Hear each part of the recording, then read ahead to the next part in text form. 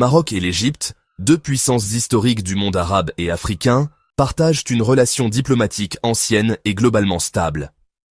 Toutefois, malgré les multiples domaines de coopération, cette alliance n'est pas exempte de tensions ou de divergences stratégiques. Aujourd'hui, face aux bouleversements géopolitiques régionaux et internationaux, les deux pays cherchent à conforter leur partenariat entre affinités diplomatiques, intérêts économiques communs et différends persistants. Une alliance historique enracinée dans le monde arabe et africain. Depuis l'indépendance du Maroc, en 1956, les relations maroco-égyptiennes ont été fondées sur des bases de solidarité panarabe et africaine. L'Égypte de Gamal Abdel Nasser et le Maroc de Mohamed V partageaient une volonté d'unifier les voix du Sud dans le contexte de la guerre froide, du non-alignement et du soutien au mouvement de libération africaine. Au fil des décennies, les deux pays ont renforcé leur coopération bilatérale à travers des visites d'État régulières au plus haut niveau, une coordination dans certaines enceintes régionales, comme la Ligue arabe ou l'Union africaine, et des accords bilatéraux dans les domaines de l'éducation, de la culture et du commerce. Des convergences géopolitiques et économiques notables, une vision commune sur la lutte contre le terrorisme. Le Maroc et l'Égypte partagent une même préoccupation face à la montée de l'extrémisme islamiste. Tous deux ont été confrontés à des groupes djihadistes, que ce soit au Sinaï pour l'Égypte ou au Sahel et au Sahara pour le Maroc. Cette menace commune les pousse à renforcer leur coopération sécuritaire et leur partage de renseignements. La coopération économique est clairement en progression. Le commerce bilatéral a connu une croissance constante ces dernières années, notamment dans les secteurs de la pharmacie, de l'agroalimentaire et du textile. On observe aussi la participation d'entreprises marocaines en Égypte et inversement. Les échanges culturels et les forums économiques entre Rabat et Le Caire viennent en quelque sorte renforcer ce dynamisme. La position géographique stratégique des deux pays, le Maroc aux portes de l'Europe, l'Égypte en lien direct avec le Proche-Orient, peut également favoriser une complémentarité logistique et commerciale. Il faut aussi mentionner la diplomatie religieuse modérée. Les deux États promeuvent un islam modéré et officiel, instrumentalisé dans leur politique de stabilité interne et de rayonnement international. L'université Al-Azhar en Égypte et l'Institut Mohamed VI au Maroc sont, il faut le dire, deux pôles majeurs de cette diplomatie religieuse de soft power. Il existe, malgré tout, des divergences stratégiques non négligeables. La question du Sahara marocain reste centrale.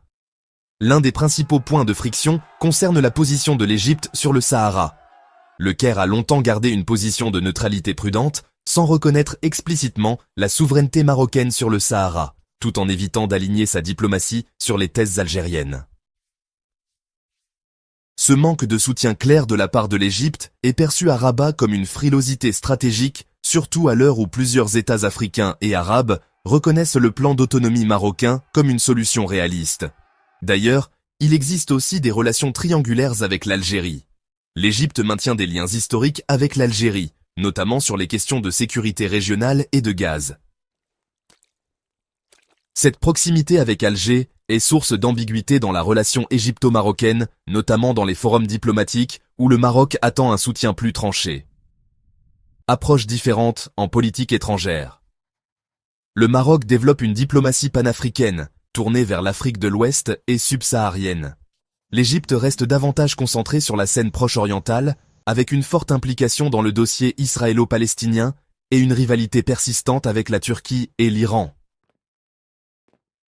Ces priorités géographiques différentes rendent parfois difficile la coordination stratégique sur les grandes questions régionales. Un partenariat à renforcer dans un monde en recomposition. Face aux bouleversements actuels, guerres en Ukraine et à Gaza, tensions en Afrique de l'Ouest, crise énergétique mondiale. Maroc et Égypte ont tout intérêt à renforcer leur coopération. Cela peut passer par, une redynamisation du Conseil de coopération maroco-égyptien, gelé depuis plusieurs années des projets communs en Afrique dans les infrastructures, les énergies renouvelables, ou encore les télécoms, un appui diplomatique mutuel notamment sur la scène africaine où le Maroc joue un rôle croissant et où l'Égypte cherche à reconquérir son influence. Conclusion. L'alliance Maroc-Égypte repose sur des bases historiques solides mais elle doit être réalignée face aux nouvelles réalités géopolitiques. Si les convergences économiques, religieuses et sécuritaires sont nombreuses, des divergences subsistent, en particulier sur la question du Sahara. Pour franchir un nouveau cap, les deux pays doivent instaurer une confiance stratégique durable, capable de dépasser les ambiguïtés diplomatiques, afin de construire un axe Rabat-Le Caire.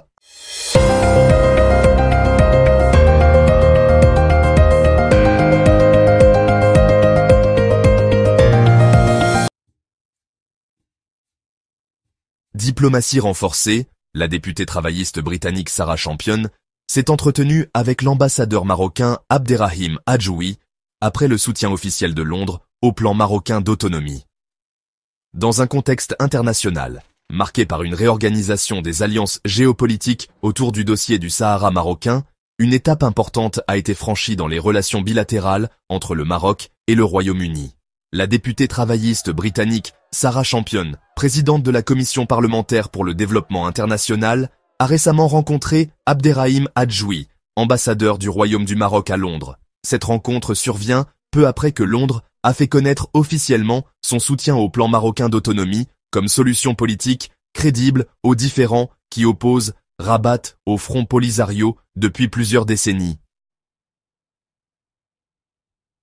Un changement stratégique dans la politique britannique. Historiquement, le Royaume-Uni adoptait une position plus prudente et équilibrée sur la question du Sahara, s'abstenant de prendre parti entre les différentes revendications.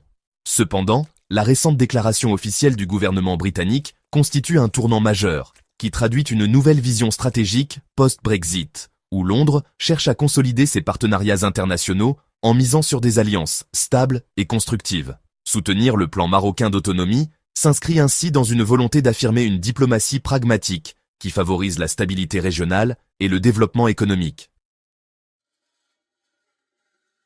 Ce revirement britannique rejoint une tendance similaire observée chez plusieurs partenaires européens et internationaux, notamment les États-Unis, l'Allemagne, les Pays-Bas ou encore l'Espagne. Ces soutiens successifs renforcent la position marocaine sur la scène internationale, fragilisant ainsi la diplomatie du Front Polisario et celle de son principal allié régional, l'Algérie. Les échanges entre Sarah Champion et l'ambassadeur Adjoui. Un dialogue riche et constructif. Lors de leur entretien, Sarah Champion a loué les avancées socio-économiques et institutionnelles réalisées par le Maroc dans les provinces du Sud.